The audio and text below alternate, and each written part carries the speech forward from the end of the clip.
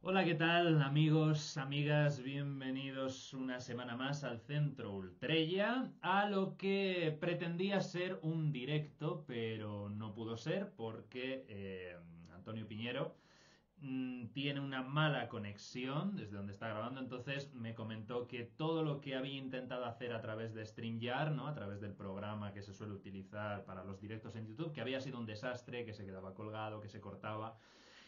Cuando he estado grabando esta entrevista con él, ha habido pequeñísimos momentos de corte donde la imagen se quedaba congelada y a él se le seguía escuchando. En fin, la conexión no ha sido la mejor, pero espero que no suponga un gran problema para vosotros y que aún así podáis disfrutar de esta maravillosa entrevista que siempre, Antonio, es que es maravilloso, de verdad. Y luego también querría disculparme por el final, porque teníamos un tiempo límite y al final, Antonio, en su última explicación, ¿no? Que nos estaba contando la maravilla que supone este libro, los libros del Nuevo Testamento, ¿no? Que siempre él insiste en que él no es el único autor, pero, oye, aquí está edición de Antonio Piñero y él es la cabeza pensante detrás de este increíble proyecto. Pero estaba hablando sobre él y en la despedida, pues ya no ha dado tiempo, el vídeo se ha cortado y la plataforma nos ha expulsado, así que no hemos podido terminar el agradecimiento y la última frase de Antonio. Así que cuando lleguéis al final, yo completaré sus palabras porque ya sé lo que iba a decir, porque era lo que repitió en la primera entrevista que tuvimos, que si no la habéis visto os la dejo por aquí arriba. Ahora espero que disfrutéis de este En este segundo caso, encuentro. por segunda vez en este canal con el profesor doctor Antonio Piñero. Bienvenido, Antonio, y muchas gracias por aceptar la invitación y por brindarnos esta segunda oportunidad de obtener respuestas sobre el cristianismo primitivo. ¿Qué tal? ¿Cómo estás? No me quejo, no me quejo. Esa es mi respuesta usual, pero además es que es verdad. Bueno, No pues me oye, ya quejo es mucho. porque, no sé, genéticamente parece que estoy bien, ¿no? No tengo así enfermedades especiales. Y, no sé, tengo ánimo, en fin, que estoy bien, Estás encantado de estar, estupendo, di de que sí. trabajar y todo. Di que sí. Bueno, me consta que todos los que ven y van a ver este vídeo te conocen de sobra, así que no hace falta que te presente otra vez. Ya lo hice en el primer No, vídeo, que claro. si no lo habéis visto, pues id a verlo, que merece mucho la pena. Y además porque, como sabes, toda presentación en realidad supone una injusticia para el presentado. Así que me gustaría que empezásemos con algo fácil, porque en nuestro encuentro anterior estuvimos hablando bastante sobre Jesús, sobre la religión que practicaba. Entonces, podemos saber, más o menos, a día de hoy, con bastante precisión, que fue de él, pero hay muchos interrogantes sobre su familia.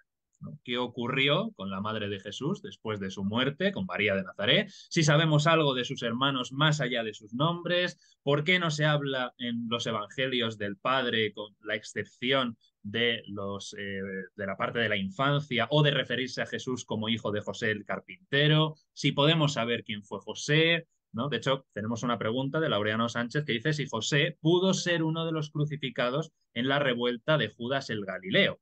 ¿Qué podemos saber sobre el resto de la familia de Jesús? Bueno, he oído ya esa hipótesis, es posible, es más, en realidad en la película El discípulo de Barrachina, y en que yo intervine en el diálogo en algún aspecto y tal, pero que me negué a salir allí como figurante, y se ha barajado esa hipótesis. Es decir, que entonces, como la revuelta de Judas Galileo, ojo, que hay un gran jaleo histórico entre Judas de Gamala y Judas el Galileo, si son una, si son la misma persona o son dos distintas. Bueno, se sobreentiende que este Judas el Galileo es el hijo del famoso bandido Ezequías, ¿no? Se refiere a ese y por lo tanto la revolución se produce cuando el censo, es decir, cuando se obliga a cae Arquelao porque era un mal gobernante y había provocado muchos altercados y Roma no quería jaleos, cae Arquelao y entonces Roma decide transformar toda la zona de Israel-Palestina, con nombre antiguo, muy antiguo, tierra de los filisteos, que no eran cananeos. Bueno, pues entonces decide eso, fastidia a la gente, y lo curioso es que Judea, que era el centro, se queda tranquila en el nuevo censo, donde van a tener que pagar impuestos a los romanos, enemigos tradicionales de la ley de Israel y bla, bla, bla. Se queda tranquila, pero Galilea no. Es lo curioso. Es decir, con la que no iba el censo en principio, al principio, porque Galilea había sido respetada de alguna manera y separada de Judea. Se nombró un prefecto para Judea, pero no un prefecto para Galilea. Y sin embargo, es allí donde hay la protesta. Es decir, pasa muchas veces que los periféricos son más papistas que el Papa, o sea, que los centrales, ¿no? Y los periféricos defienden más, a lo mejor, la lengua y las costumbres que los centrales, que lo dan por supuesto. Si es eso, bueno, pues hubo, como sabemos, que después allí Lucio Varo, si no me equivoco, ¿no? Reprime la revolución.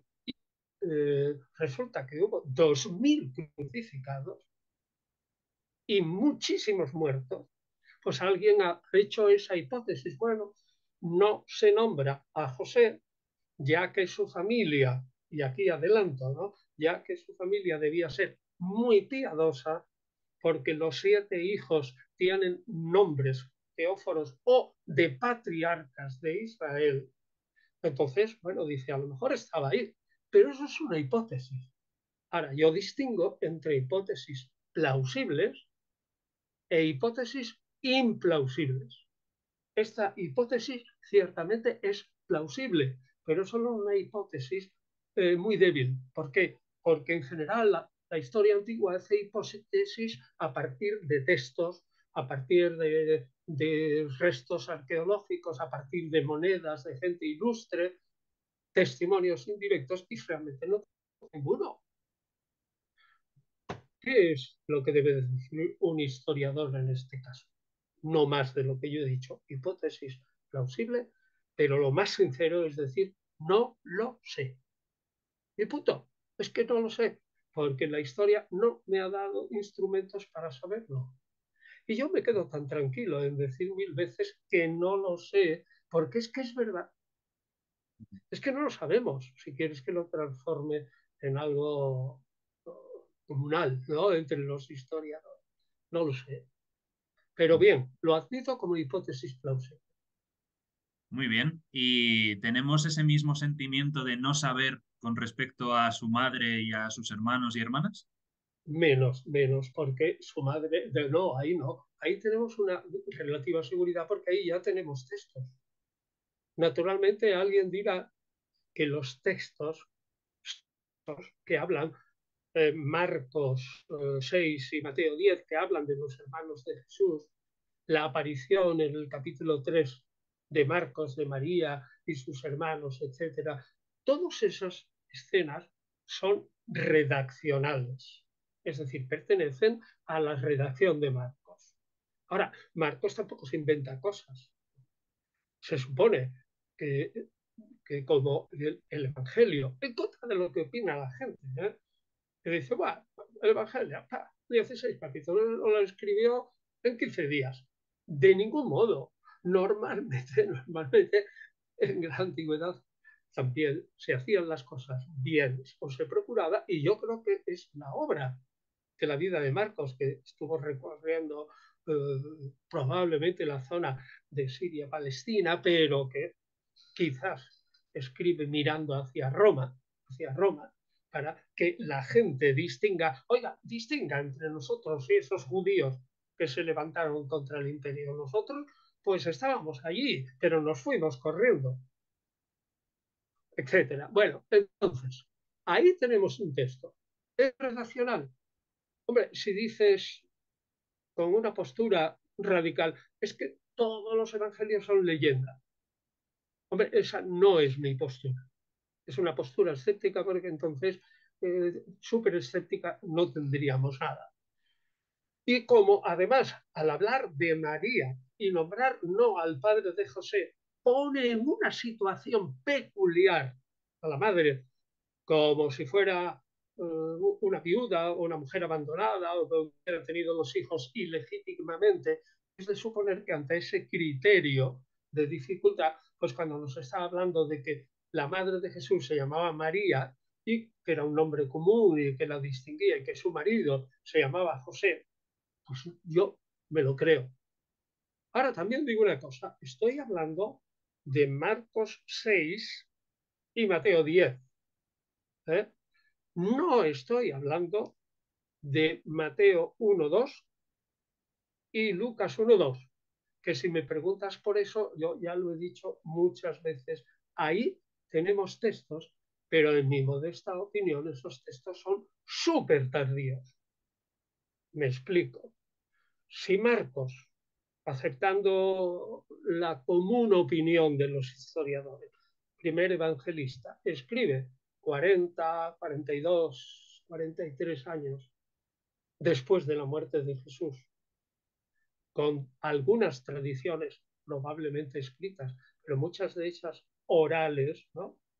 Pues resulta que no te puedes fiar mucho, dirán algunos, pero algo tienes, ¿no? Pues resulta que eso son 40 años de distancia, sin archivos y sin teléfonos y sin periódicos y sin nada.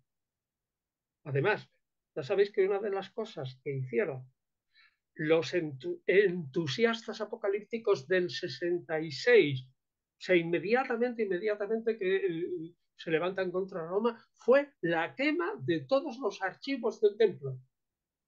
Ahí había genealogía, ahí había constatación de deudas, ahí había rollos de la ley. Vamos, ese archivo encontrado hoy sería una supermina de información. Y lo quemaron.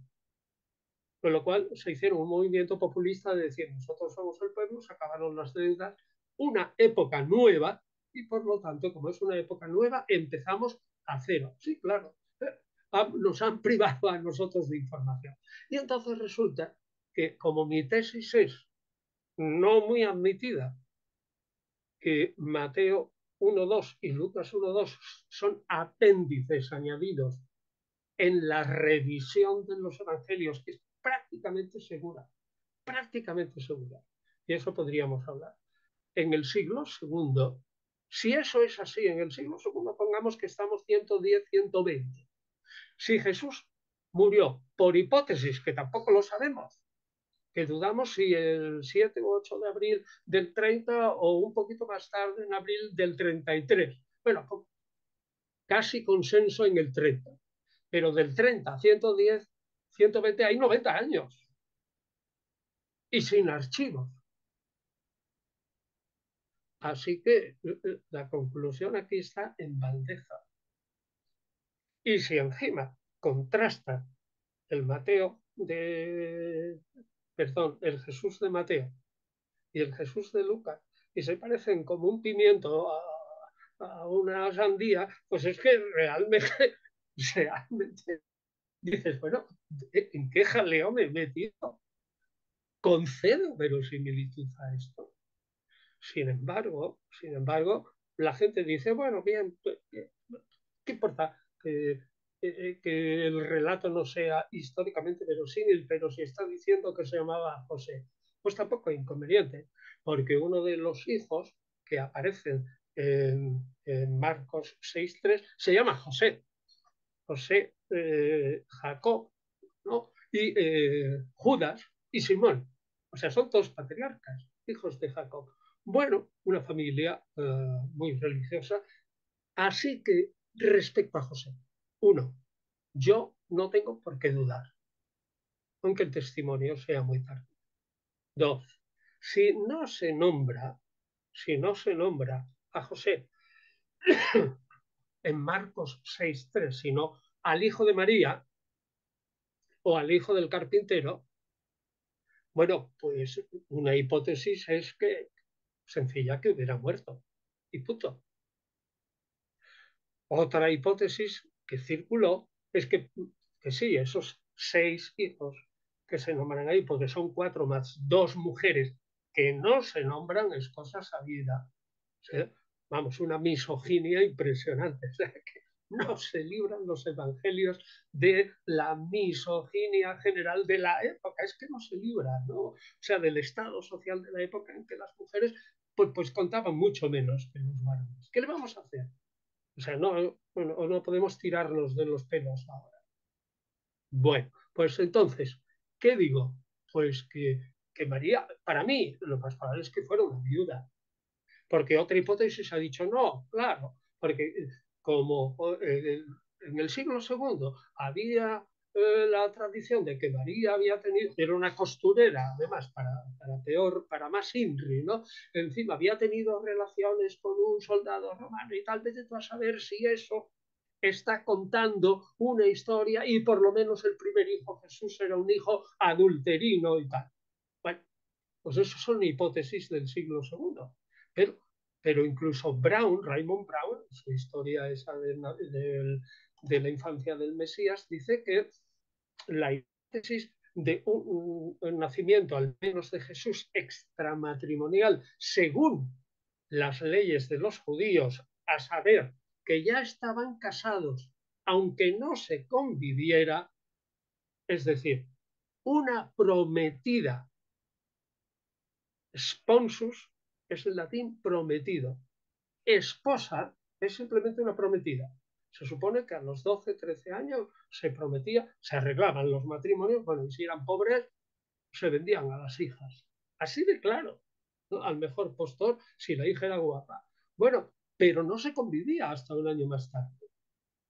Y además, ese apéndice al Evangelio de Mateo dice que esa concepción fue previa y da la razón del Espíritu Santo. Y dice la gente, o sea, los críticos, menuda trola. Se inventa aquí el evangelista diciendo que eso del nacimiento virginal y tal, simplemente no se atreven a decir, ya que en el 120, ¿no? O en el 110, Jesús estaba prácticamente entre los creyentes, bien divinizado. Entonces, la gente así muy, muy negativa dice, mira, sacándolo claro del Evangelio falso de Mateo, este nacimiento fue raro, pero su padre era José. Y nada más. Así que yo soy en eso relativamente o bastante escéptico. No sé nada, pero tú me preguntas de María, ¿qué yo sé además? Sabes perfectamente que María es prácticamente ignorada en los evangelios. Vamos a poner el de Marcos. Sale otra vez en el capítulo 3, como dice, pero es un episodio para algunos tremendo, 3:20. Es conocido, ¿no? Está Jesús fuera de una casa, hay mucha gente oyéndole, y viene su madre y sus hermanos, su madre solo, y le dice, oye, queremos verlo. Y allí Jesús dice bueno, que esperen, ¿no? Que esperen porque su madre y sus hermanos es la nueva familia de Dios. Esa respuesta puede ser no cristiana posterior, sino real. Pero el enfado se muestra ahí en Marcos 3:20, en que dice claramente que la familia, María, pensaba que Jesús estaba fuera de sí. Bueno, es muy suavito, ¿no? Es decir, estaba trastornadillo. Y uno se pregunta, ¿por qué? Es decir, uno dirá, porque estaba loco. Hombre, no digas eso. Es un individuo inteligentísimo. Eso se ve en los evangelios. Buen polemista, un individuo que si había sido un manufacturero, vamos, un obrero o algo así, se sabía la Biblia bien, que probablemente redactaba bien sus facturas y todo esto, que discutía perfectamente, que tenía una gran imaginación, que estaba convencido de que era un profeta. Es decir, era un individuo inteligente y notable, ¿no? Pues entonces es claro, bueno, pues muy bien. Volviendo al tema, que saque cada uno lo que le parezca. Pero ahí está claro que la familia estaba enfadada. Entonces, ¿cuál es mi opinión? Hipotética. Hombre, estaba enfadada porque sí tenían un taller de construcción elemental, fundamentalmente de madera. El padre había muerto, Jesús había aprendido, ¿eh? Esto es en contra de la hipótesis de Judas Galilea, porque Jesús tendría en un momento, no, bueno, podría tener 10 años, 10, 12 años, ¿no? Si nació en torno al año 6, vale. Pero era muy jovencito, si había aprendido porque era muy listo, ya a los 10, 12 años, todo el oficio de carpintero, pues es que resulta que había continuado con el oficio de su padre, de repente le entra esa manía de predicar lo del reino de Dios, deja el taller, se bautiza lejos, relativamente lejos de Galilea, pongamos a 2 días de camino. Resulta que su familia, ¿qué hacen los demás hermanos si eran más tontos, pongamos, si no sabían de carpintería, si empezó la carpintería ahí fatal? ¿Qué haría esa familia? Hombre, haz el favor de dejarte de proclamarlo de eso, del reino de Dios, que está muy bien, pero ven aquí a tu trabajo que nos estamos muriendo de hambre. O el negocio va mal. ¿Es esto una hipótesis plausible? Sí. ¿Estoy yo seguro de lo que digo? No. No estoy seguro. Habrá otras razones. Pero esta es plausible, ¿no? Porque el Evangelio de Marcos dice, de repente Jesús vino a bautizarse, estamos al inicio de Marcos, en Marcos 1, del 1 al 15, ¿no? Bueno, mejor, del 1 al 8 o 9, ¿no? Vino de repente Jesús de Galilea y no dice más. ¿Sabes qué indica eso? Que Marcos no tenía interés o no tenía ni idea de la llamada vida oculta de Jesús. Otro razonamiento. Resulta que esa vida oculta, esa vida oculta, tiene que inventarse, porque Jesús empieza a ser conocido y famoso, como dice Lucas en el capítulo 3, a partir de más o menos 30 años. Y en los meses, o lo que durase, la vida pública o ministerio público de Jesús. Así que vuelta atrás. Relaciones de la familia con Jesús, en principio molestas. Ahora, eso tuvo que arreglarse, porque si no, tampoco se explicaría la tradición que su familia, al menos su madre, estaba no al pie de la cruz, como dice Juan 19, 25, sino a lo lejos, que es más verosímil, como dice Marcos 15, 40. Ojo que yo cito de memoria, puede ser que me equivoque, pero vamos, por ahí, más o menos por ahí. Como dice Marcos 15, 40, estaban a lo lejos. Y luego rápidamente, los discípulos forman un grupo, después de que Jesús ha muerto, ellos creen que ha resucitado, forman un grupo y al relativamente poco tiempo, ya empieza la figura de Santiago, su hermano, a emerger. Porque Pablo dice en Gálatas claramente que pasados 14 años fue a, a ver a Pedro, pero Pedro estaba con Santiago allí, ¿no? Entonces, es decir, emerge. ¿Qué significa esto? Pues significa uniendo a lo que dice Hechos al principio, también Hechos 1:14, ¿no? Que María era como la mujer representante de ese grupo de 120, según el autor de Hechos, que no sabemos quién es, aunque la gente diga, que fue Lucas, tampoco lo sabemos y probablemente no lo es, pero bueno, no me meto ahí ahora.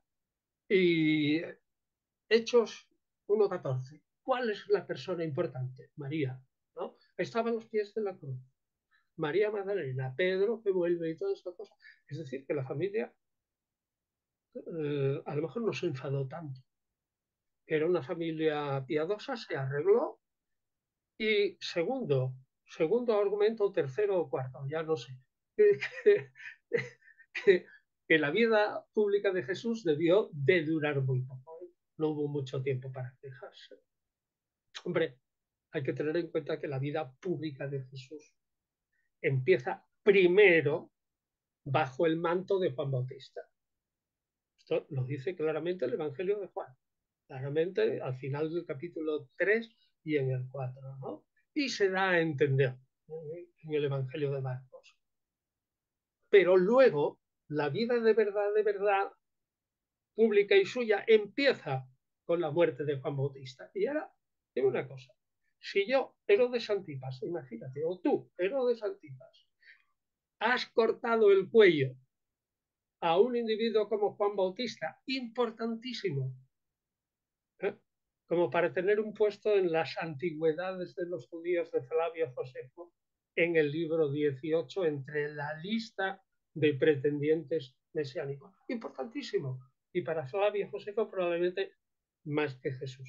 Cierro paréntesis, ¿no? Si yo o tú, Herodes Antipas, me he cargado al Bautista y le he rebanado, como diríamos, el cuello, ¡zas!, ¿no? Otra cosa es que nos metamos en la historia de ese final, porque eso también tendríamos que discutirlo, en sus problemas. Pero bueno, lo mató. ¿Tú te crees que un señor que mata a Juan Bautista y se encuentra con un seguidor que le produce los mismos problemas o más, se va a quedar tranquilito? Pues no. Y ahí tenemos el capítulo 11 de Lucas, ¿no? 11:30, por ahí, más o menos, ¿no? En la que vienen unos fariseos y dicen, oye, escapa corriendo, que te matan, vamos. Entonces, lo lógico es que ciertamente Herodes Antipas persiguiera a Jesús, a su familia y todo. Es decir, esa familia tuvo que ser creyente en Jesús de algún modo. Lo cual explicaría también que mucho tiempo después exista la tradición de esos primos de Jesús a los que llama el emperador Domiciano y tal, pero les ve las manos y les ve que son labradores, porque dice, sí, estos son primos o parientes de alguien que armó un gran jaleo y que acabó en la cruz, pero le vio en las manos y dijo, uff, estos son meros labradores, y los despachó. Es decir, en una palabra, volviendo al tema, ¿no? ¿Qué sabemos de María? Que era lo que dices, pues 1000 hipótesis, 1000 problemas, pero que probablemente la familia se enfadó con Jesús, se hermanó luego, y ciertamente la familia de Jesús fue fundamental en la continuación de esos seguidores de Jesús, que al fin y al cabo es la primera célula judeo-cristiana de la que con más o menos problemas saldrá evolucionando durante siglos el cristianismo. La comunidad madre está en Jerusalén, eso no cabe la menor duda. ¿Y quién mandaba? Pues Santiago. ¿No? En fin, no sé, yo creo que he dicho ya bastante, ¿no? Pero ¿qué sabemos de María? Pues muy poco, pues lo que dicen los evangelios.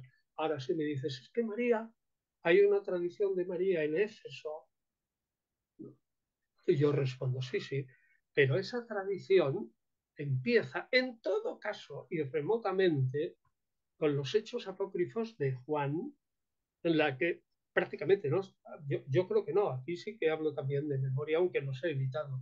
Los editamos Gonzalo del Cerro, ¿cierto? Magnífico colega que ya murió, qué pena, ¿no? Pues pues en el 2005, ¿no?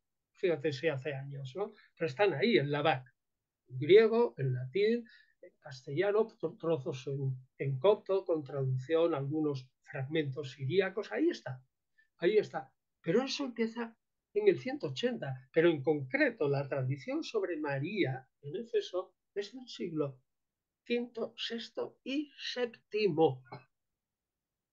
Además con variantes, ¿eh? Una que muere en Éfeso y otra que muere en Jerusalén, y que en Jerusalén le prenden fuego los judíos y María se escapa de ese incendio milagrosamente. Del mismo modo que Juan Juan, el pretendido discípulo amado, que tampoco sabemos, ¿no? Y el que dicen que duró hasta el que estaba en Éfeso, fue tomado por Domiciano y metido dentro de una cubeta grande de aceite hirviendo, de la cual salió ileso. En fin, ahí tenemos mucha invención sobre María y pocos datos, pero nos quedamos con que el nombre puede ser auténtico. Fíjate que no he dicho ni una palabra de todo lo que se habla de María en Lucas 1:2. Ni una palabra he dicho. ¿Y por qué? Por las mismas razones que el Evangelio de Mateo y sobre todo porque de lo que ocurre con María e Isabel, vamos, cosas maravillosísimas, ni idea tiene el Evangelio de Lucas después de lo que ha pasado. Ni hechos tampoco. Nada de nada. Es decir, si fuera el mismo autor, es casi imposible ese hecho, ¿no? Bueno, pero ya nos quedamos con algo aquí, con José, con María. Tampoco discuto lo de que fuera un tecton, es decir, un carpintero, un carpintero albañil o un carpintero constructor de casas. En fin, todo eso, porque tecton incluso podría ser un arquitecto, porque el arquitecto es el jefe de los tectones, ¿no? En griego, ¿no? El argi, el argel que manda, ¿no? Bueno, pues algo hemos dicho, con algo nos quedamos. Algo hemos dicho, tanto es así que nos quedan 6 minutos para que termine este Esta primer clip primera de vídeo. sesión, pero luego seguimos un poquito Luego más. seguimos. Te envío ahora otro enlace a Zoom, ¿vale? Y continuamos. Porque ahora te iba a preguntar, claro, Bueno, vamos a viendo. aprovechar estos 5 minutos. Vale, pues la pregunta es, has hablado además de que Jesús en ese momento en el que su familia va a buscarle, ¿no? Parece haber, en cierto sentido, sustituido o por lo menos haber dado una preeminencia a la familia espiritual sobre la carnal, ¿no? Entonces es un poco la Sin misma duda. pregunta sobre si sabemos qué ocurre con los apóstoles después de abandonar a Jesús a su suerte en Getsemaní y si podemos fiarnos más o menos de los eventos narrados en los hechos apócrifos de los apóstoles. Esa es la cuestión. Bueno, pues como los hechos apócrifos de los apóstoles empiezan con los hechos de Andrés en torno al 140-150, no sabemos las fechas sino por comparación de los hechos de Pedro y Juan. Incluso entre Gonzalo del Cerro y yo discutíamos a la hora de editar si poníamos delante los hechos de Pedro o delante los hechos de Juan. En fin, teníamos opiniones totalmente distintas. Yo cedí un poco y pusimos, creo recordarlo, primero Juan y luego Pedro. Pero esos son del 180. Es decir, todo lo que tú cuentes ahí de Juan cae bajo la sospecha, esta vez fundada, de la leyenda. Es más, ¿cómo desaparece Juan, hijo del Zebedeo, de Hechos? A partir del capítulo 12, Hechos de Apóstoles, donde Herodes Agripa primero captura a Pedro, Santiago y Juan. Pedro se escapa milagrosamente, según Hechos, pero decapita a Santiago, o sea, en torno al 41 al 44, porque es el tiempo en que pudo eso ocurrir, y no se dice nada de Juan, en ninguna parte. Y en Hechos, al principio, cuando aparece Juan, siempre es el acólito, el seguidor, el que va detrás de Pedro, pero no dice una palabra. Juan no dice ni una palabra.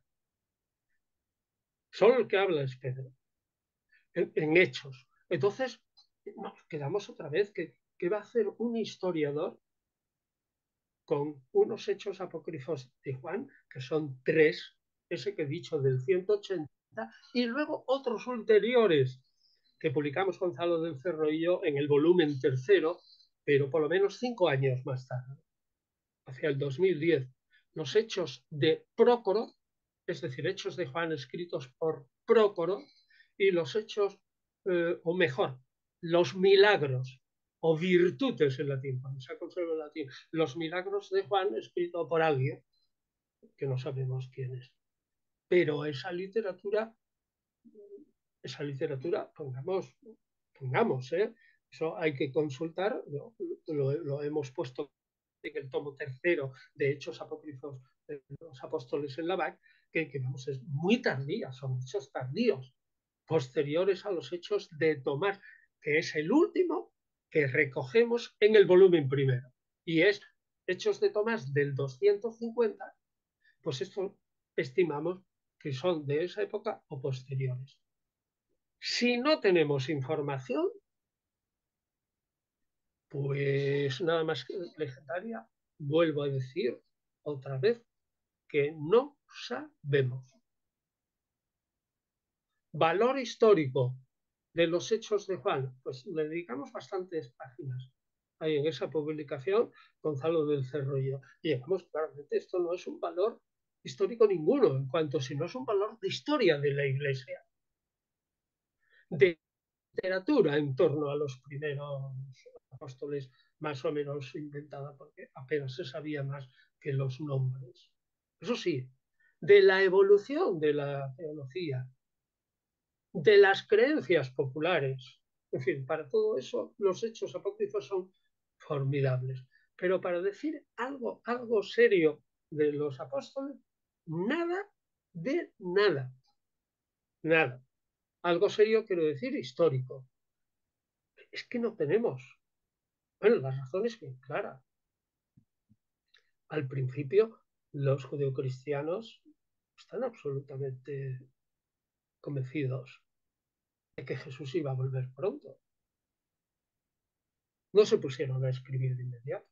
Claro, con toda esta complejidad, con este constante no saber, sino intuir, plantear hipótesis, pero que también son tan complicadas de demostrar, contextos tan tardíos a los que muchas veces uno se aferra por ser prácticamente la única información que tenemos, ¿no? Se va construyendo todo un esquema mental que en muchos puntos es errado, ¿no? Por ejemplo, se ha dicho muy a menudo y se ha presentado a Jesús como el fundador del cristianismo, ¿no? Cosa que sabemos que no es cierta. Otros más prudentes presentan a Pablo como fundador, que tampoco sería del todo correcto, sino que podríamos decir, corrígeme si me equivoco, que son sus seguidores, ¿no? Y los herederos de ese pensamiento paulino los que a lo largo de un proceso muy largo se van, digamos, desarrollando lo que se convertiría en el cristianismo. Pero tú tienes un libro muy destacado sobre los distintos grupos de cristianos de los primeros tiempos, ¿no? Por eso digo, las iglesias paulinas no son las únicas. Entonces la pregunta es cómo ese ¿A qué libro te cristianismo... refieres? ¿A ¿Perdona? los cristianismos derrotados o a los Efectivamente. libros del Nuevo Testamento? Ah, bueno, esto que íbamos a hablar, ¿eh? Íbamos a hablar de él, que lo tengo reservado, pero sí, me refería especialmente a los cristianismos derrotados. Haces Vale, vale. ese análisis, ¿no? Sí. Y entonces la pregunta es cómo es el proceso en el que el cristianismo paulino se impone al resto de los cristianismos o por qué. ¿Por qué el resto de cristianismos desaparece? ¿Y qué hay de cierto en que hubo una persecución de la Iglesia de Roma contra esos cristianismos? Bueno, la pregunta es interesantísima. La respuesta es relativamente sencilla en algún aspecto y es porque, como has dicho, se va imponiendo lentamente una visión paulina de Jesús. Pero resulta que el Imperio Romano y los tres levantamientos de los judíos contra Roma, a los que reacciona, como digo, el Imperio Romano, se encarga de liquidar a los judíos, sin distinguir si los judíos son seguidores o aborrecedores de Jesús como Mesías. No. Tenemos la Primera Guerra del 66-70, más y cuenta el asedio de Masada, que allí estaban desde hacía tiempo, 3 años más. Tenemos luego en la época de Trajano, en 118-119, levantamientos en la Cirenaica, actual Libia, en las islas Chipre, que acaba liquidando a los judíos, si antes ya dicen, ¿no?, que a lo mejor la primera guerra ya había diezmado en Israel o causado el exilio de cerca de 1 millón de judíos, a lo mejor es exagerado, ¿no?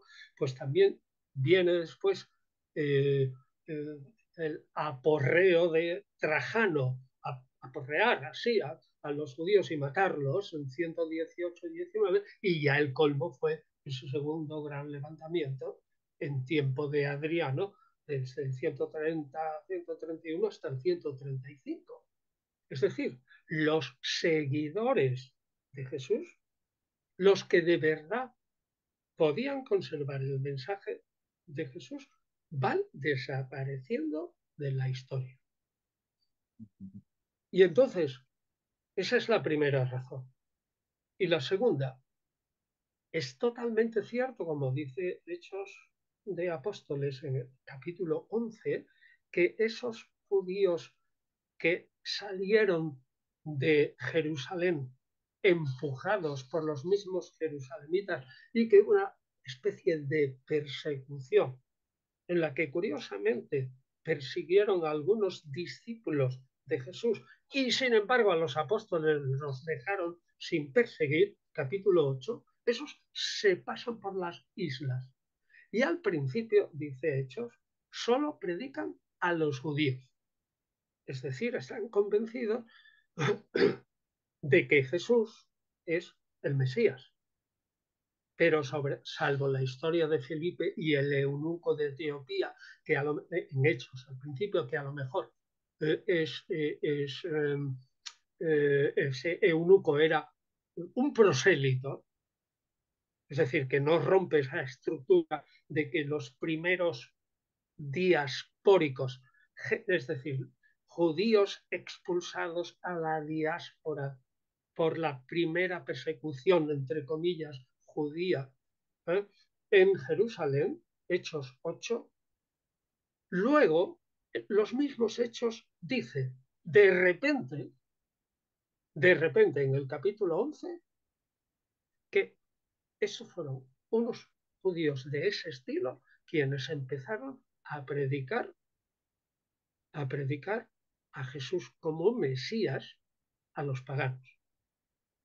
No era Pablo, sino que Pablo lo llaman, porque en fin, Pablo en ese momento estaba en Tarso, ya esa llamada interior ya había ocurrido, pero no estaba en Antioquía. En el capítulo 11 de Hechos lo que se describe es la situación de Antioquía, no de Pablo, porque Pablo estaba fuera de la ciudad todavía. Vale. Y entonces, ¿qué razón daba Hechos de predicar a unos judíos a los paganos? Ninguna. Ninguna. Nos la tenemos que inventar. ¿Y qué es lo que se dice? Bueno, como la venida se retrasa y resulta que Jesús había tenido, atención a esto que voy a decir, que predicar por temor a Antipas, por temor a Herodes Antipas, solo por el norte de Galilea y por regiones paganas como la Gaulanítide de Filipo, Marcos 8, confesión de que Jesús es el Mesías, está en una región pagana. O la Decápolis, mezcla de judíos y paganos, más allá del Jordán, resulta que eso más tarde, aunque diga el Evangelio que Jesús predicaba solo a las ovejas de Israel, se entiende como Jesús de alguna manera también tuvo algún contacto con paganos. Curiosamente, el Evangelio de Juan dice dice Andrés a Felipe, dice, oye, que hay unos griegos que quieren ver a Jesús, y Jesús no los recibe, es decir, no quiere tener contactos. Pero lo que quiero decir es que de alguna manera se interpretó esa huida de Jesús de Antipas. Es evidente, está en la parte norte de Galilea, y lo he dicho muchas veces, aunque eso no lo recogen otras personas, en el momento en que Jesús huele que está la policía detrás de él, salta a la frontera y pasa a Fenicia, a la Celesyria, a Gaulanítide o a la Decápolis. Es decir, se escapa. Bueno, pues a lo mejor estos señores dicen, es que Jesús también tenía contacto con los judíos. Por lo tanto, a lo mejor su mensaje, ya digo, independientemente de Pablo, todavía no estoy hablando nada de Pablo, es una hipótesis. Pues a lo mejor era también algo, un mensaje de salvación también para los no judíos. Eso sería un cambio radical, que no lo inventó Pablo, sino que lo inventaron otros colegas anteriores que fueron los que le llamaron y que Pablo asumió y que luego él hizo toda su gran teología a ese propósito. Pero la razón profunda es, ¿por qué? ¿O por qué tienen éxito con los paganos estos judíos? Porque debieron de transformar a Jesús de profeta ya en una entidad, en un héroe divinizado. Es decir, ya Jesús, ellos creían firmemente que Jesús vivo, vivía entre ellos, había resucitado. Solo cabe la menor duda de que lo creía. Entonces, estaban predicando no al Jesús terreno propiamente, antes de Pablo, sino a una entidad que estaba a la derecha o de pie. Hechos 7. De pie al lado de Dios omnipotente o sentado a su diestra. Entonces, ese Salvador, al ser una entidad sobrehumana, se explica que es para los paganos si previamente se hace un proceso de desjudaización. Es decir, yo soy un judío, no puedo vender, así de claro, o proclamar a Jesús a un pagano diciendo que Jesús es solo para los judíos. Luego ese mesianismo solo para los judíos, de los creyentes judíos solo en el judaísmo y no en Jesús, tuvo que desjudaizarse y despolitizarse, tuvo que desmarcarse de un mesianismo judío. Entonces se convierte un Mesías judío en un Mesías universal, en un momento en que la gente tiene ganas de salvación. Y entonces, como otros muchos predicadores de la época, ofrecen un mensaje de salvación. Pero ya un judío antes de Pablo, que ha tenido que ser necesariamente desjudaizado y despolitizado, porque si no, y perdonen algunos que creen que esto es demasiado pedestre, si no es imposible vender esa mercancía. Eso es lo que digo en Cristianismos Derrotados y eso es lo que digo más tarde en la guía para entender a Pablo, ¿no? Que Pablo, al final, ¿no? Yo ahí publico un capítulo sobre el clamoroso éxito de Pablo. Ya entonces tengo en cuenta ya a Pablo, ¿no? Ya ha pasado ya mucho tiempo, etcétera, pero ese clamoroso éxito de Pablo fue que la oferta de salvación era una acción imbatible, imbatible, porque era una salvación estupendísima y además gratis, ¿no? Gratis y fácil. Ahora, en sí, hay que reconocer que eso no es un invento de Pablo, sino de judíos. ¿Y cómo hace el autor de Hechos, cómo hace visible ese invento? Bueno, pues lo hace con el capítulo 11, ya lo he dicho. Pero antes, en el capítulo 10, presenta a Simón Pedro y lo presentamos. No histórico es eso, ¿eh? Yendo hasta Jaffa, Jope, y entrando en casa del centurión Cornelio, afirmando que él es pagano, pero que ha sido llamado por Dios para que un pagano oiga la palabra de Dios, y Hechos presenta ese invento como si fuera de Simón Pedro y no de Pablo, ni tampoco de esos judíos, pero se contradice el mismo autor de Hechos, que recoge tradiciones o se las inventa. ¿Eh? ¿Por qué? Porque si el inventor en el capítulo 10 es Simón Pedro el primero que habla, o antes, quizás Felipe antes con lo del eunuco, eso es de Etiopía, eso es dudoso, ya lo dije, porque a lo mejor era prosélito, resulta que a renglón seguido en el capítulo siguiente presenta a los inventores de hablar de Jesús a los paganos, no a Pedro, sino a unos judíos que proceden de Chipre y que habían venido de Chipre y de las islas a Antioquía. Es decir, hechos mismos se contradicen. Ahora, luego viene Pablo y efectivamente es el que le da forma a esa teología incoada,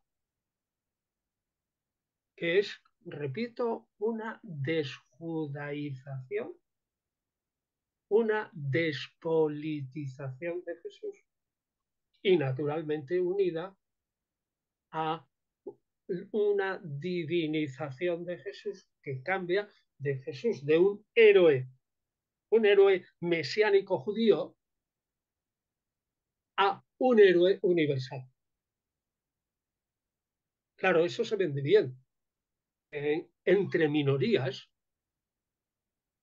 sobre todo paganas, eso es lo que se ve en Pablo, pero que van los sábados a la sinagoga. Es decir, que estiman a los judíos y conocen más o menos a los judíos. O entre prosélitos, en fin. Ese es un proceso, yo sé que suena duro eso de decir que el nacimiento de esa idea es un Jesús despolitizado, desjudaizado y divinizado, pero eso lo digo claramente en cristianismos derrotados. Sí, En es, fin, es con otra muy, visión, ¿no? Y luego lo repito, pero ya mejor construido en guía para entender a Pablo de Trota, ¿no? Sí, sí. Voy a poner, cuando edite el vídeo, voy a poner aquí las referencias bibliográficas para que quien quiera, quien no lo tenga todavía, pueda comprarlo.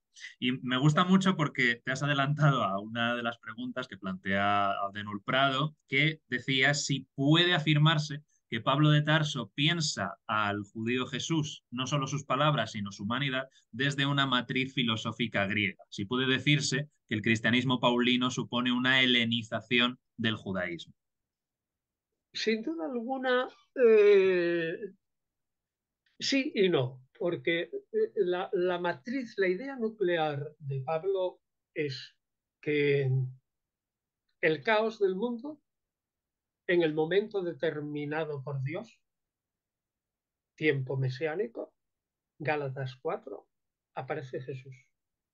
Y es el momento en el que Dios decide poner fin al caos de la creación. Ten en cuenta que la creación en ese momento es la tierra solo, y una tierra muy pequeñita, y un Dios que está muy cercano, unos planetas y una serie de estrellas fijas que son como fuegos fijos que se van moviendo. Es decir, la cosmovisión es de un mundo muy mínimo, pequeñísimo, ¿no? Bueno, pues entonces el núcleo de esa predicación paulina es de que sin sangre no hay redención y que Dios escoge la redención por medio de la sangre, es decir, el sacrificio de su Hijo en la cruz.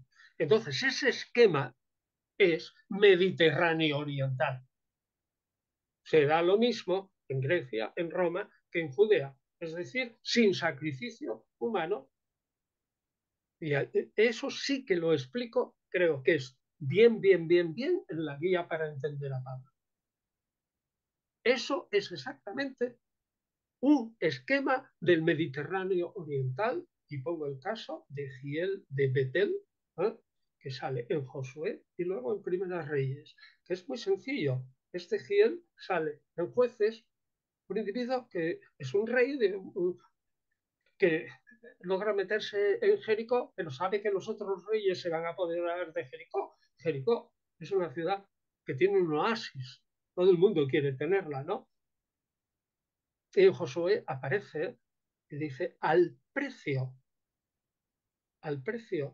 de su hijo, en ese momento, su hijo primogénito, puso la primera piedra de las murallas. Y cuando se terminan las murallas tiene que hacer otro sacrificio de su hijo, ya el Benjamín, el más pequeño, para que los dioses, Baal y el panteón cananeo o los suyos propios, le protejan, le dé tiempo a cerrar las murallas y ya se sienta seguro. Ese es el esquema del Mediterráneo oriental. No de Dios mandando a su hijo a ser sacrificado, es exactamente lo mismo como esquema, solo que se cambia, claro. Evidentemente nadie pone un esquema y lo pone tal cual, pero el esquema es que un rey sacrifica lo mejor que tiene para conseguir un propósito. Bueno, entonces esa idea nuclear es mediterráneo y judía y todo. Entonces, en ese aspecto no hay ninguna helenización, porque esa es una idea común al Mediterráneo oriental. Pero la siguiente tesis es cuando Pablo presenta a, sobre todo, a paganos que necesitan que se conviertan esos paganos para que llegue el fin del mundo y se cumpla la profecía de Isaías. Por una parte, Israel será en tiempo mesiánico la luz de las naciones y se cumpla la profecía de Abraham del capítulo 12 al 17, pero sobre todo en 17:5, cuando dice Dios a Abraham, yo te haré padre de numerosos pueblos. Primero le había dicho, tus descendencias te daré una tierra. Segundo le dice, te daré una descendencia numerosa, los judíos. Y encima te haré padre de numerosos pueblos. Entonces, Pablo, ahí está, necesita. Y otra vez volvemos a la idea de que Pablo es un gran vendedor. Necesita vender esa idea, pero ya no como un pequeño círculo de esos judíos de Antioquía que venían de Chipre, no, sino a un número mayor, pero indeterminado, de paganos que han de convertirse a Israel, porque el Mesías, ese desjudaizado y despolitizado, que lo admite Pablo también, es al fin y al cabo el Mesías de Israel. Y otra idea que la gente no lo sabe, pero que es evidente en Pablo. Dirán que estoy loco, pero es verdad. El que, según Pablo, el que se salva es Israel. Y de los paganos se salvan solo aquellos injertados en Israel. Es decir, que en el fondo, como digo, en Guía para Entender a Pablo, y lo he repetido 1000 veces, me hagan o no me hagan caso, en el fondo, ¿eh? Los paganos en sí mismos, a Pablo como judío, no le importaban tanto. Lo que le importaban era esos que se incardinaban en capítulo 11 de Romanos, en el olivo verdadero, y que servían de estímulo para que Israel, dándose cuenta, se convirtiera al Mesías y llegara al fin del mundo. Además, un fin del mundo, y ahora empalmaré con la helenización, no me he ido, tengo que empalmar ahora, no me he escapado. Entonces ese fin del mundo viene cerca. Hay que conseguir gente que proceda, pero que crean en Jesús. Y ahí es cuando Pablo, y ahí está el problema, cuando Pablo presenta el mensaje de Jesús como una oferta muy parecida a la de los cultos de misterio, que tienen una divinidad que muere, resucita, y si tú haces unos ritos especiales, ritos en un santuario de un de estas que ha muerto y resucitado, santuarios como el de Usis o de Isis, que ella no muere, pero muere Osiris y medio resucita en el reino de los, o Adonis, o Tammuz, o todo eso. Bueno, pues entonces, Pablo, la pregunta que se hacen muchos es decir, copia Pablo esa idea y la pasa al cristianismo, o más bien, que es lo que yo defiendo, utiliza un esquema mental para presentar su mensaje de Jesús como Salvador universal y afirmar puramente helenizado, que es creer en un Mesías que ha muerto y resucitado y que yo, por un acto de fe, en que Dios ha dispuesto eso así, soy absuelto de mis pecados, es decir, me salvo. Ese acto de fe, lo entiendas como lo entienda, es intelectual. Y resulta que eso es bastante griego. Pero sobre todo decir que es tú, en la Eucaristía, puedes convivir con el Mesías, corresponde a las comidas mensuales a veces de los grupos, de los cultos de misterio o de otras asociaciones religiosas. Y sobre todo, el bautismo y la Eucaristía son esos ritos gracias a los cuales tú te apropias el sacrificio de la cruz y te salvas. Pero resulta que el bautismo y la Eucaristía es gratis, es de balde. Y el acto de fe, entiéndalo como lo entienda, gracias al cual tú quedas absuelto. Eso es la justificación. La justificación, la gente, claro, yo ahí he cometido el error de no poner la absolución de los pecados en el libro de Pablo, porque cuando la gente lee la justificación por la fe, entiende, bueno, sí, joder, me han pescado en falta y ahora yo me justifico con mentirijillas y todo eso. No tiene que ver nada con eso. Justificación por la fe es absolución de mis pecados, soy absuelto por la fe. Eso se entiende mucho mejor. Hay que borrar la palabra justificación y absolución por la fe. ¿A qué hora se entiende muy bien? Bueno, esa absolución por la fe tiene unos ritos que me garantizan que estoy absuelto, que es el bautismo y la Eucaristía. Y eso sí que Pablo lo presenta como un culto de misterio, pero afirmando, es que el verdadero culto es el mío, y además gratis y eficaz, mientras que el vuestro no vale para nada, y encima es caro y temporalmente muy difuso y tal. Es decir, que ahí está, entre los estudiosos de Pablo y los estudiosos del cristianismo, si Pablo copia o Pablo simplemente utiliza el lenguaje de un mensaje para afirmar que el suyo, utilizando ese lenguaje, es infinitamente mejor, más seguro, totalmente seguro y encima gratis. Entonces ese es el problema. Ahí hay una helenización, sin duda alguna. Ahí, esos son los cultos de misterio.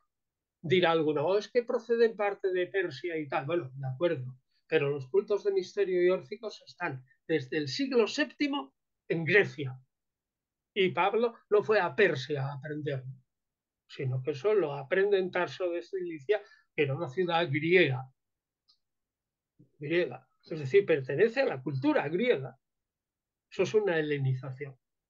Y otra cosa es que, otra cosa, pero también verdad es que luego, a partir de ahí, cuando en un cristianismo casi desprovisto de judíos, los judíos dejan de convertirse, además los han matado, el Imperio Romano los han matado todos, todos. Entonces, las comunidades judeocristianas son totalmente marginales. Sin embargo, estos adeptos de las comunidades paulinas, que al principio serían 20 o 30 o dos iglesias de 20 o 30 personas en Tesalónica o en Corinto, es decir, en iglesias domésticas, van creciendo en miembros expaganos y decreciendo de judíos.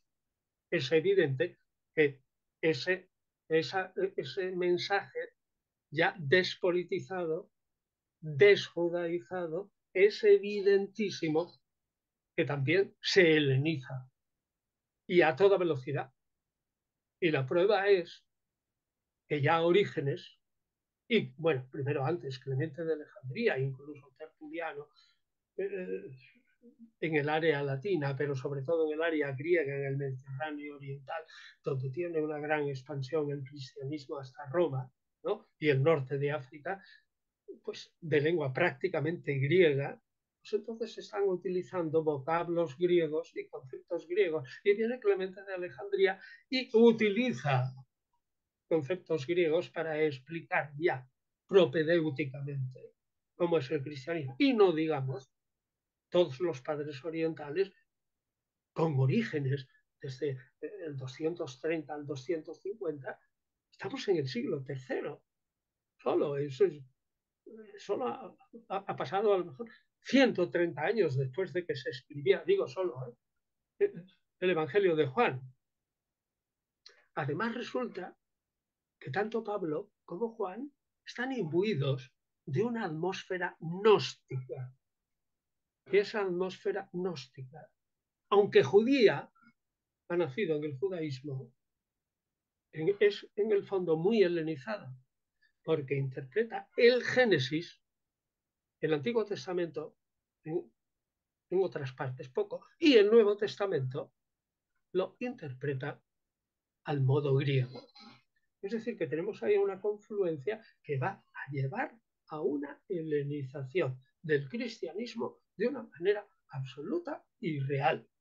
No hay más remedio que aceptarlo y que el cristianismo se helenice. Yo espero que en Trota salga un libro de un colega mío que yo he hecho, no sé, no tengo noticias todavía si el libro ha sido admitido o no, pero que trata justo el problema de la helenización del cristianismo. Y el libro es Cristianismo y Filosofía, y explica cómo el cristianismo se va helenizando, aunque su matriz sea judía. Ya dije que ya en los mismos judíos de la diáspora, esos que salen, ya ellos desjudaizan y despolitizan, a la vez que divinizan a Jesús.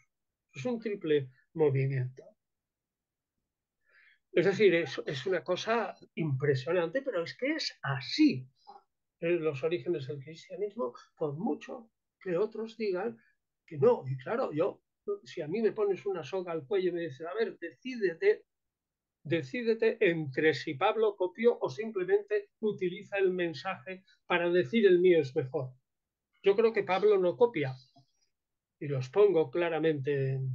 Es decir, no interpreta el cristianismo a partir de los cultos de misterio, sino que un cristianismo que ya tiene y que tiene que vender siempre es la acción, que hay que vender a unos cuantos para que se conviertan en adeptos al Mesías y se integren en Israel y por lo tanto se cumplan las profecías y llegue el fin del mundo y se acabó. A la vuelta de la esquina. Serían pocos. Pablo nunca dice cuántos. Bueno, eso es difícil de aceptar, ¿no? Para mucha gente que diga, no, bueno, pues hay este movimiento de legalización y tal. Y hubo otros que son mucho más radicales, pero en la otra banda que digan, no, el cristianismo es una copia y tal. Venga, hombre, si eso está copiado de las religiones de misterio. Yo defiendo que no, sino que es un argumento de venta. Como mejor se entiende a Pablo, es como un mercader religioso que ofrece una opción en el fondo es una opción del mercado en bolsa, ¿no? Es una opción, acción de una empresa, ¿no? Pero una opción que vale un precio.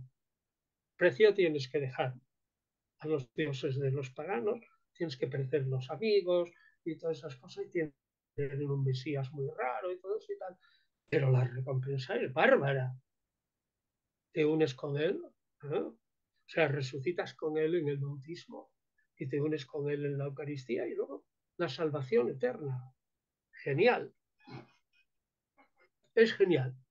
O sea que yo defiendo eso, no copia, sino utilización de las palabras y el esquema de la mercancía del adversario ideológico, porque, repito, estamos en el Mediterráneo oriental en el siglo I y II y había muchos predicadores que llegaban hasta Roma de religiones orientales, y el cristianismo es una religión no grecorromana oriental, del Mediterráneo oriental, pues entonces Pablo luchaba con competidores.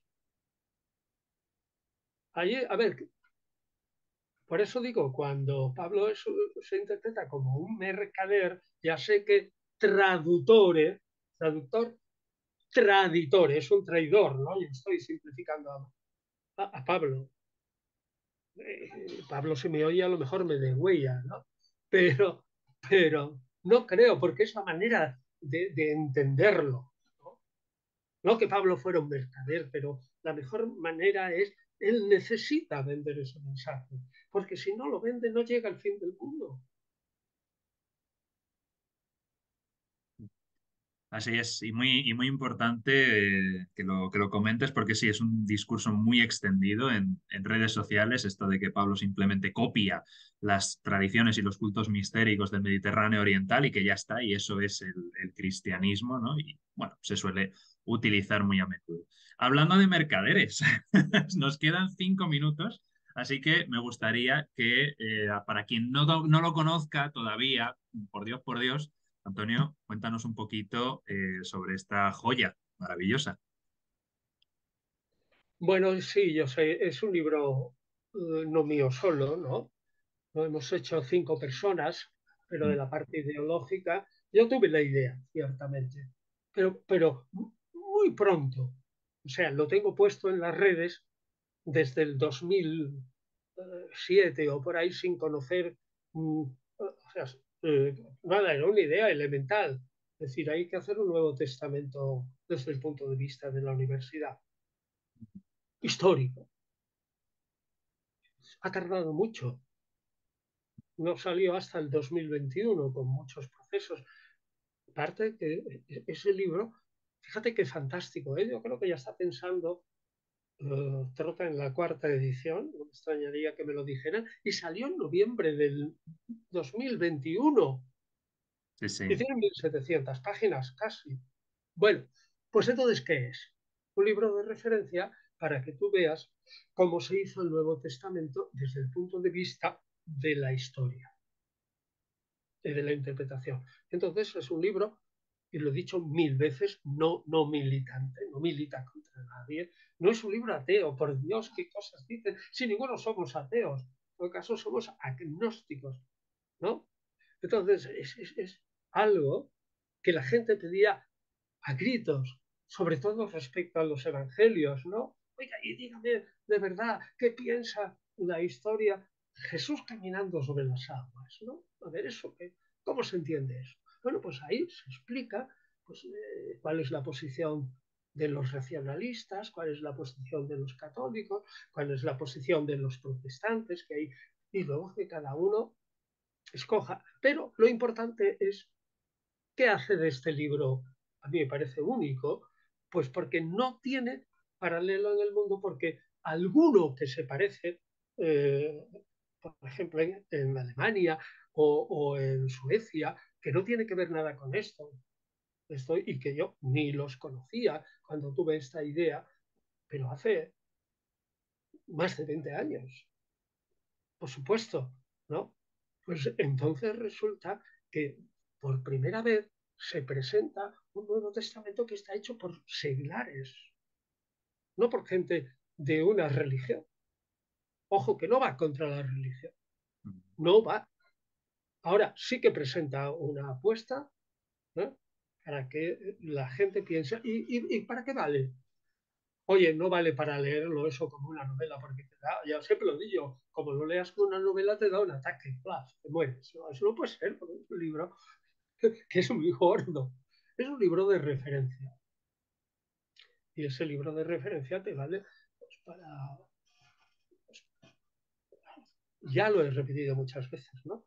Mm. Que vas a misa y te leen un trozo de Pablo y un trozo de los Evangelios o un trozo del Nuevo Testamento del Nuevo Testamento, pues miras ahí y ves qué es lo que se opina históricamente de eso. Aunque yo siempre sí he dicho, las 70 páginas, que son solo 70 o 72, de la introducción, es así que hay que leerlas. Porque como no leas la introducción, luego no entiendes el resto del libro. Es fundamental. Entonces yo creo que es un libro que sí. Ah, y luego otra cosa. Tanto los autores como la editorial hemos presentado un libro que a pesar de los inmensos costes del papel y de todo, sí, vale menos de la mitad de lo que valdría este libro en Alemania o en Estados Unidos. Y tiene versión electrónica. Pues es que realmente sí, es increíble, así que si todavía no lo tenéis, id a comprarlo. Antonio, muchísimas gracias de verdad por habernos acompañado en una sesión más. Quedan muchísimas preguntas, sabes que estás invitado a un tercer encuentro, ya sabes que dicen que no hay dos sin tres. Cuando puedas, lo vamos hablando, si te apetece, siempre eres más que bienvenido. Así que muchísimas gracias de corazón, de verdad. Os ha encantado y ya sabéis que estoy encantado con la idea esa. No, un catedrático de universidad no vale. Soy yo.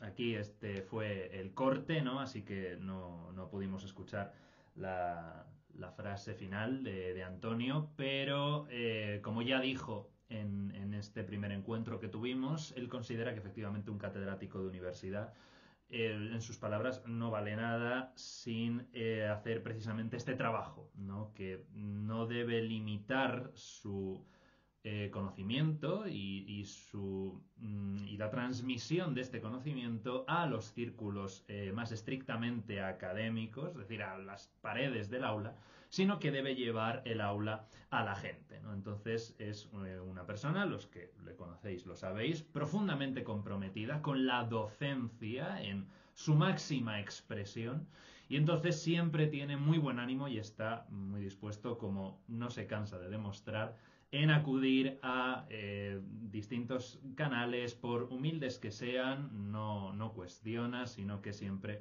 está encantado de acompañarnos, lo cual nosotros le agradecemos profundamente.